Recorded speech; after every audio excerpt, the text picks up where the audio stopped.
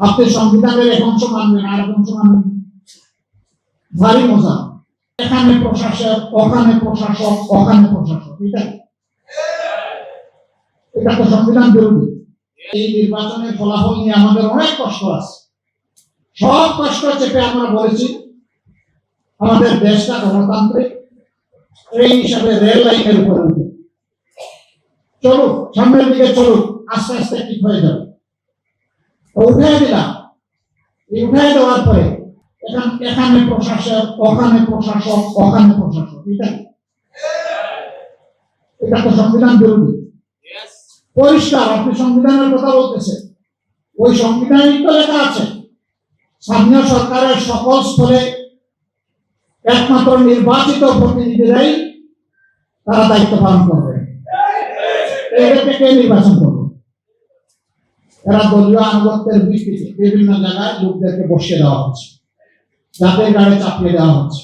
আমরা এগুলো মানি না। আপনি সংবিধানের এক অংশ মানবেন আর এক অংশ মানবেন, ভারী মজা। একটা অর্ডারের ভিত্তিতে দুইটা ভোট একই দিনে হয়েছে। আপনি ঘুষ তো মানেন, কিন্তু জোর খাইতে রাজি। একই দরকার, একই বাসনে পাকানো হয়েছে। ঘুষটা খেয়ে দিলেন, বলতেছেন জুলটা হারাম। ওই ঘুষটা তো জুলের ভিতরে পাকানো হয়েছে, তাহলে এই ঘুষটা হালাল হয়ে যাবে, ওইটা হারাম। জনগণকে এত বোকা মনে করার কারণে জনগণ সব বুঝছে। হ্যাঁ, আপনারা মানবেন, তবে সহজে মানবেন না, আমরা বুঝতেছি। 200-র বেশি সার্ভিস ও ফিচারে লেনদেনের সব বিকাশ অ্যাপে সম্ভব।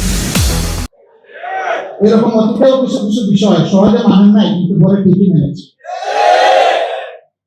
আমরা নিজের জন্য, কোনো দলের জন্য এই কাঠামোগত পরিবর্তন আমরা চাচ্ছি না, সংস্কার চাচ্ছি না। আমরা 18 কোটি মানুষের জন্য চাই। গণতন্ত্রের এসেন্স, বিউটি, একটা দল সরকারে যাবে আর একটা দল বিরোধী দলে থাকবে, এই দুই দল মিলেই জাতিকে সামনে এগিয়ে নেবে। সরকার ভালো করলে সহযোগিতা করবে বিরোধী দল, যদি মন্দ কিছু করে তাহলে লাগাম ধরে কাম দেবে। আমাদের নীতি তাই হবে ইনশাআল্লাহ। তাওয়ানু আলাল বিররি ওয়াত তাকওয়া ওয়া তাওয়ানু আলাল ইসমি ওয়াল উদওয়ান। এই নীতির বাইরে আমরা যাব না। জাতীয় স্বার্থে কাউকে আমরা ছাড় দিয়ে কথা বলবো না। 70 মানুষ যারা ভোট দিতে গিয়েছিল, তাদের প্রায় 70 68 ঊর্ধ্বে তারা সংস্কারের পক্ষে রায় দিয়েছে। এখন একবার ওনারা বলেন যে আমরা অক্ষরে অক্ষরে মানব, আবার বলেন জনগণ না বুঝে রায় দিয়ে দিচ্ছে। আরে ভাই, জনগণ বুঝুক না বুঝুক, ভোটের অধিকারটা তার, আপনার। ওই পাকিস্তান বাহিনী ভোটের অধিকার স্বীকার করে নাই বলে তাদেরকে চড়া মূল্য দিতে হয়েছে। আজকেও যদি সেই পুরোনো কায়দায় চিন্তা করা হয়, জনগণের ভোটকে অস্বীকার করা, অগ্রাহ্য করা, অপমান করা, তাহলে দেশবাসীকে অপমান করার পেশারত করার জন্য তৈরি থাকতে হবে। যেই দেশবাসী রক্ত দিয়ে বেশিরভাগ ঘটানোর রাস্তা চিনে ফেলেছে, এই দেশবাসীকে আর দমানো যাবে না। কি দিয়ে দমাবেন? ফাঁসি, তৈরি আছে। কি দিয়ে দমাবেন? গুলি করবেন, তৈরি আছে। কি দিয়ে দমাবেন? আবার আইনানুর কায়েম করবেন, তৈরি আছে।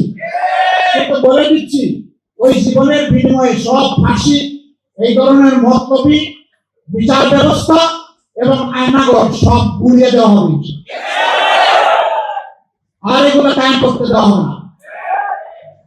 জনগণের অধিকারের সাথে যারাই সিনেমি করবে, তাদের সাথে আমরা কোনো আপোষ করব না।